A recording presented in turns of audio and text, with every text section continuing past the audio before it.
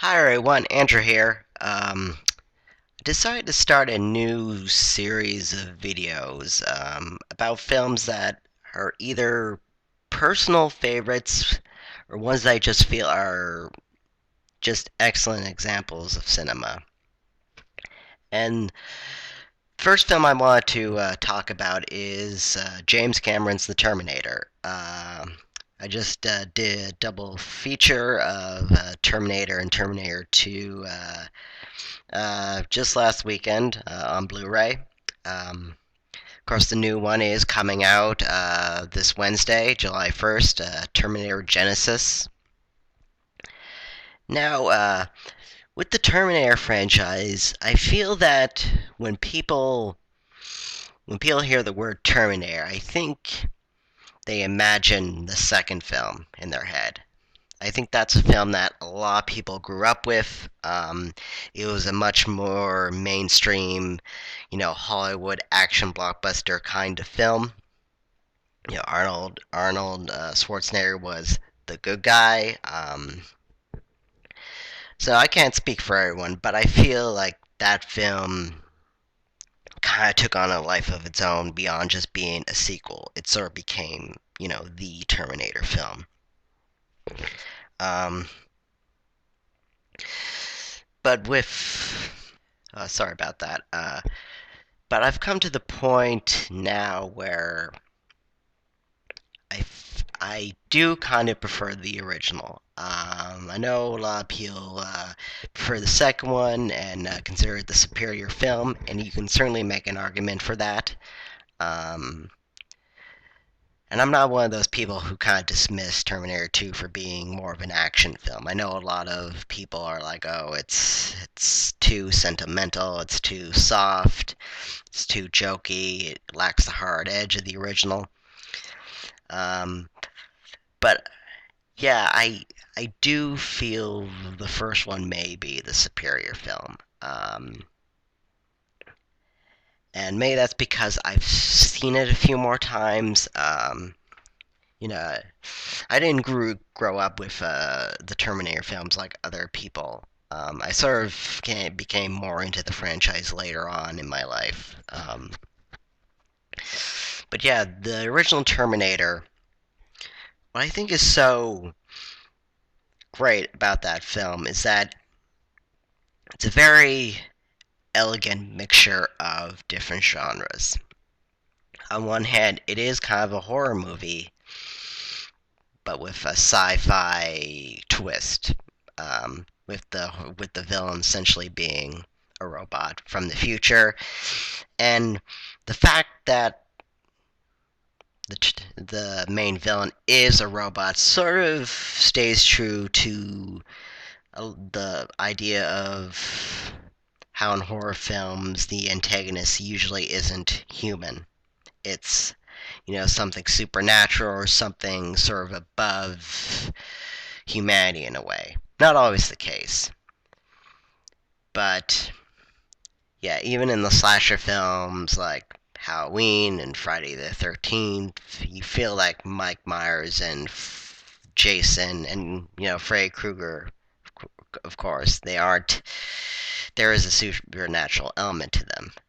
Particularly, I mean, yes, with Freddy Krueger, but even with Mike Myers and Jason, you feel they aren't like literal, people. There's something more to them, and so again, having the main villain of the Terminator be a robot isn't so far removed from those kind of slashers. Um, of course, it's also an action film, not as much of an action film as Terminator 2. Um, it's a romance between Sarah Connor and Kyle Reese, and there's a wonderful kind of twist to that. It's a drama. It's a coming of age story in a way you could say for Sarah Connor. I think she's supposed to be 19 in this. I mean, certainly a little bit older than other coming of age films, but she's the one who has kind of like the, I think, central arc. And that's the thing about the Terminator is that even though Arnold Schwarzenegger is on the cover, He's the titular character. The story is really about Sarah and Kyle, and it's about the films are really Terminator films are very much about the humans at the center of it. It's not just Arnold, even though Arnold does have more of a character arc in Terminator 2. It's not just him and everyone else is supporting him. I think that's kind of what's kind of unique about those films, particularly in Arnold Schwarzenegger's over of films. Um, that he's not necessarily the central character in a way. Um, Particularly not in, and especially in this one. In this original film, he's not the central character. He's not the one with the character arc. Um, I think this was before Arnold was really that big of a star. I mean, he was in the Conan films, but this was still before he really became, as big as he would be in the coming years. Yeah, when looking back at the original film, it's a very kind of gritty, grimy kind of film that's sets it apart from the sequels, which are a lot, glossier. Terminator 2, Terminator 3, even Salvation. These are big Hollywood blockbusters. And the original Terminator wasn't. It was, a smaller budget kind of film. And the word gritty is kind of overused these days, I find. The the new Superman film, people have called that gritty. The Christopher Nolan Batman films, the Daniel Craig James Bond films, but I don't really find those films gritty. When I think of gritty, I think of a movie like The Terminator. I think of those 70s films like The French Connection, Taxi Driver, Serpico. Those are what I think of as gritty, and that's what's interesting about this film is that even though it has these larger than life stakes, Sarah Connor dies, then John Connor will never be born, and the machines will win the war. It has those large stakes in the future war in the background, but it's played out on the streets of Los Angeles in a very claustrophobic action horror movie kind of way, and that's sort of an interesting juxtaposition between the sort of grand scale of everything that's coming in the future and the fact that it's all played out, as the film begins saying, the war will not be fought here in the future, it'll be fought, tonight in our time, and that's that kind of like really sets the stage for what the film will be, which, again, it's taking this big idea and playing it very small, very intimate, very tight. And I find that what brings me back to this film isn't the action or the sci-fi stuff, which is great. It's the relationship between Sarah and Kyle, and it's so fascinating that John sends back Kyle to protect his mother, and Kyle is the one who fathers John. And at the end of Kyle has this picture that John gave him of Sarah, looking very sad, and Kyle is talking to Sarah and says, I always wondered, what you were thinking in that moment, and at the end of the film we realize she was thinking of him, of Kyle, and it's that circular logic of not circular logic, but sort of circular nature of the film that I find really very intelligent, very poignant. that everything is on a loop, and everything that happens in the film is what gives birth to the future. Um, I know some have wondered, oh, there must have been another father, right? It couldn't have been just Kyle, but I think that the point of the film is that there was no other father. It was always Kyle. And what we hear about, what he tells Sarah about how she took John into hiding before the war, trained him. All that stuff comes from the events of this film. That's why she taught John. That's why she went into hiding, because she knew what was coming, and it just adds to, I think, the economy and tightness of the screenplay. I think James Cameron's screenplay is very economic, very, it's not bloated.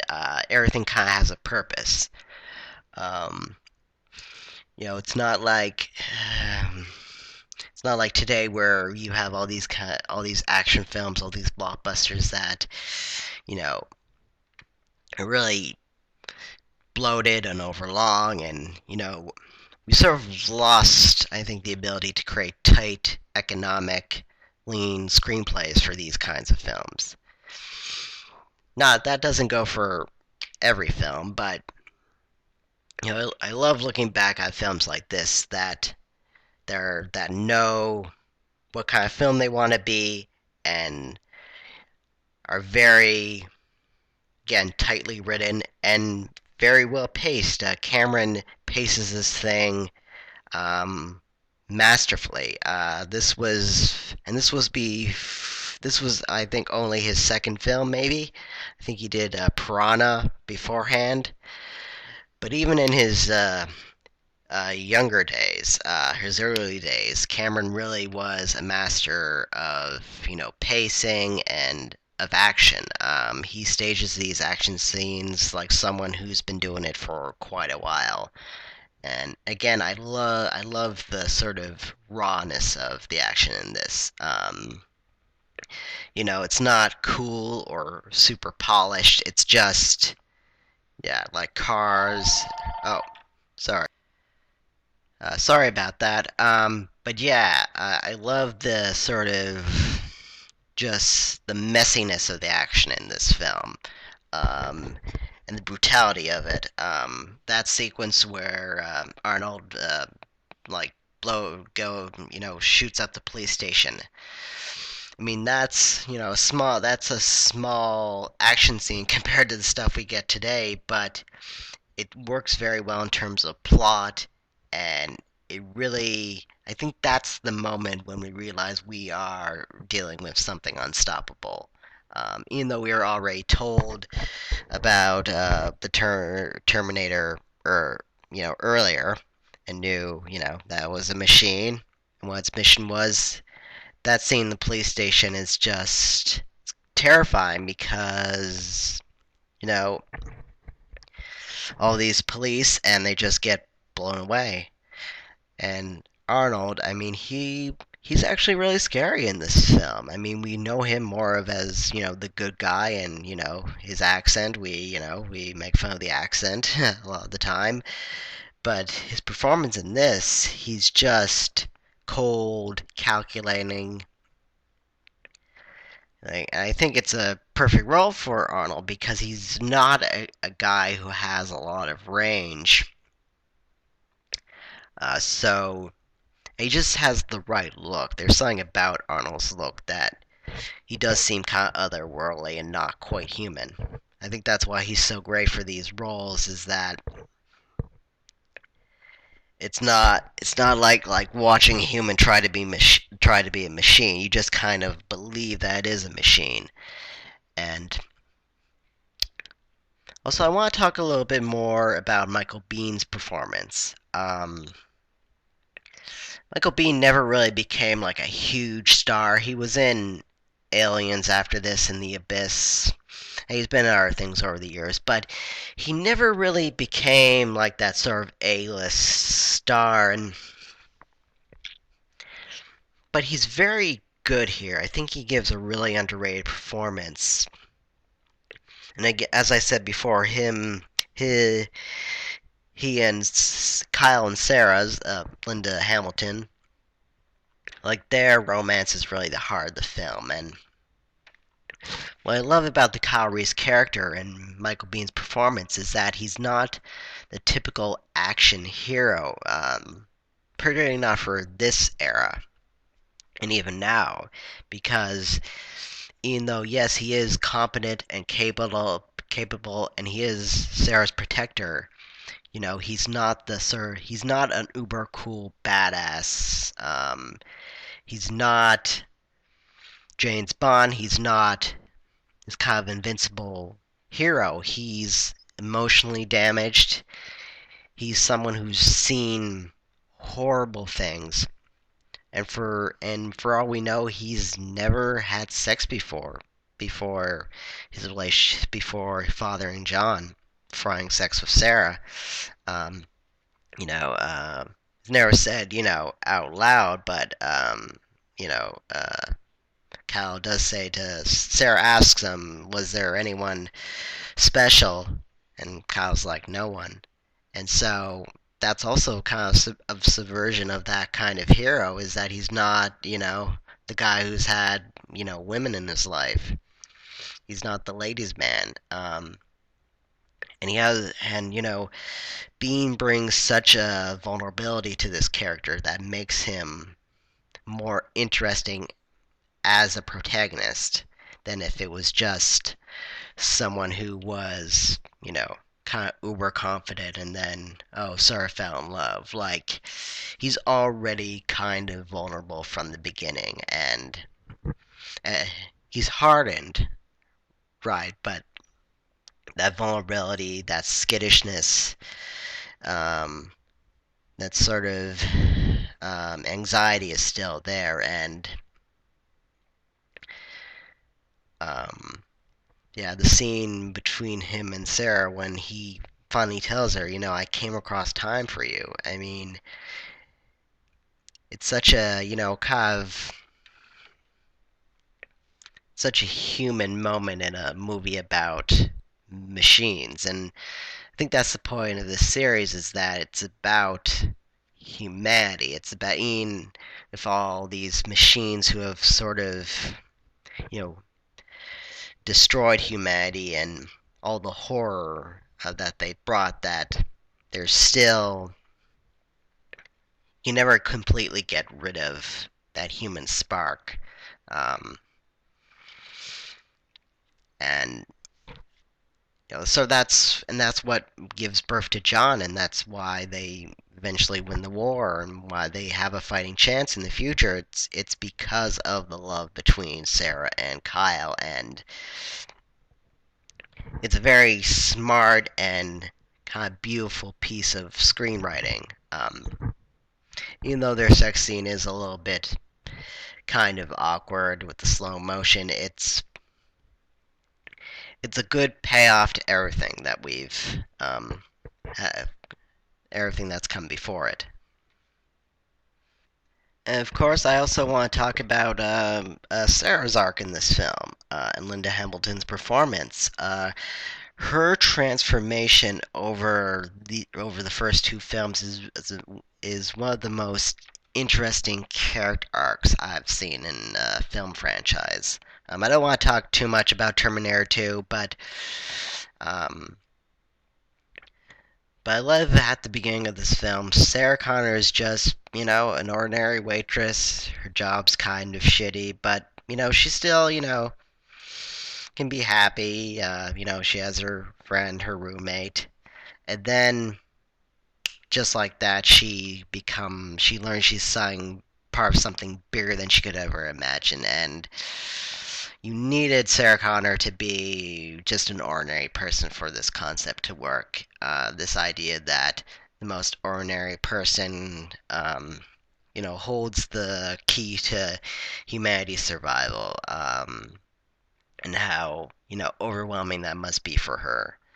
And in her, by the end of this film, even though she's not quite the Sarah Connor from Terminator 2, you can tell that she's become stronger when she says, you're terminated, fucker, and crushes the Terminator. That's kind of the moment where it's like she's no longer that, waitress at the beginning. She hates these machines. She's gonna do all she can to make sure that they won't win, and that she can no longer be just um, an ordinary person.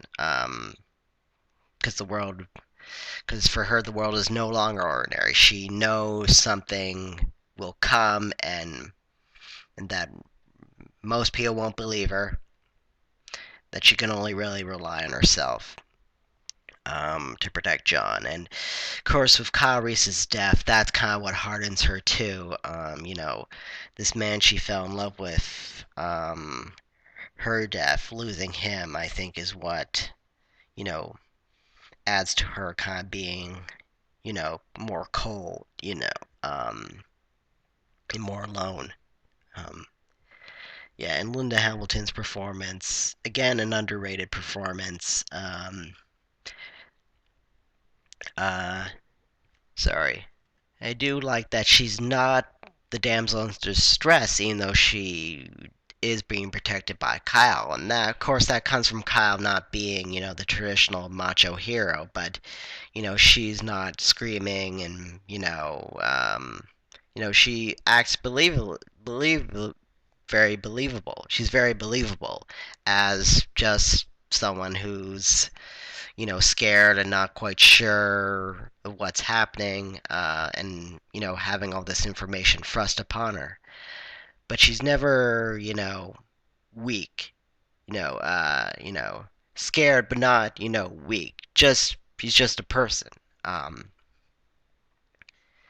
and Yeah, the chemistry between her and Michael Biehn. That again, that's what I think is the soul of this film. That's what makes it a sort of rewatchable film, because you're always, I think, drawn back to that kind of doomed romance, and that kind of circular, that kind of beautiful circular nature of the film.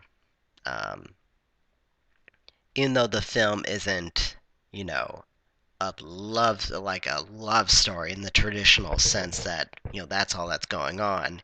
It is an important part of the film. Um, and I am a little bit skeptical of Jai Courtney playing Kyle Reese. I'm looking forward to Emilia Clarke in the Sarah Connor role, but I don't know. I like that relation. I love this relationship so much in this film that I don't know how I'm going to react to kind of seeing it played out, with Jai Courtney as Kyle Reese, and Sarah Connor being Terminator 2 Sarah Connor. But yeah, I'm kind of interested to see the new film. The reviews haven't been that great. I don't know if this is if the Terminator was something that ever was supposed to be a franchise. It just feels like there's not much you can do post Terminator 2. Or at least you can, it's just that they haven't really. Yeah, I mean, they did the the Sarah Connor Chronicles, which I didn't see all of, but that was, I think, a decent show. Um, but anyway, those are my thoughts on the Terminator. Sorry for rambling. I'm still trying to get a hold of that. But anyway, yeah, comment below. Tell me which Terminator film do you prefer, the first or the second? What's your favorite James Cameron film? What's your favorite part of this film? Just anything Terminator related. So that's all for now. Bye.